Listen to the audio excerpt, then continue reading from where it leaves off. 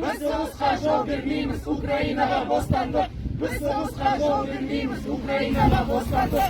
Biz so'g'ishga javob bermaymiz, Ukrainaga bostandıq.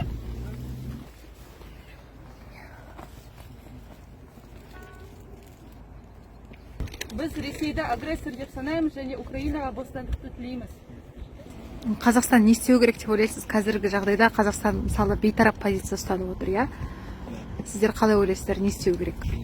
Осыдан бірінші жыл бұрын мәселен Астана процесін білеміз, Сирияда бойынша көптеген конфликттік тұстарды біріктіре білді. Бізде Қазақстан осы дипломаттар, мен ойымша Украина, Ресейдің дипломаттарын біріктіре отырып, платформа құрамы білмеймін, бірақ олар бір-бірін достықта татуға шақыруға санаймыз.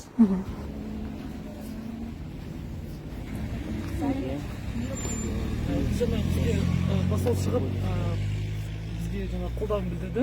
Біздің ең басталғанымыз бұл соғыстың тоқтатылуы, соғыстың болмауы.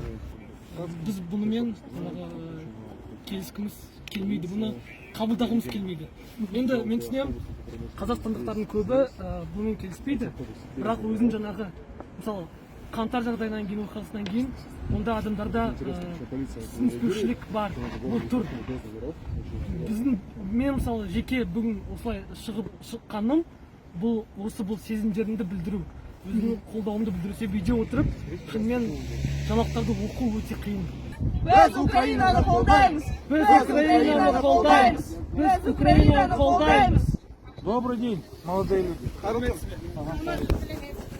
Полковник Ахмахмет, начальник Горных парк. Так, Балар, давайте сейчас, чтобы некоторые деструктивные элементы вами не воспользовались, чтобы таких моментов не было, Виктория, серьезно. Да. Бауырым, давай этот, как его, анау микроавтобусға отырыңдар, үйге сендерге апарайық. Отырдық, сол болды, жігіттер. Жап-жана шықты ғой сізге. Официально представитель. Понял? Шықты ғой, айтты ғой. Сендерге адам сияқты айтты.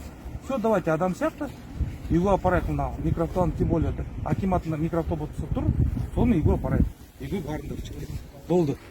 Өзіміз бар ма? Өзіміз қайтамыз? Жоқ, қазір мынаумен жүріп, тағы бір сендермен могут воспользоваться, что таких моментов я не хочу. Вы только молодые люди.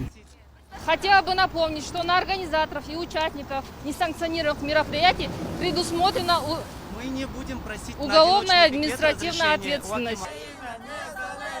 Ukraina жасасын! Ukraina жасасын! Ukraina жасасын! Соғысты тоқтат! Соғысты тоқтат! Соғысты тоқтат!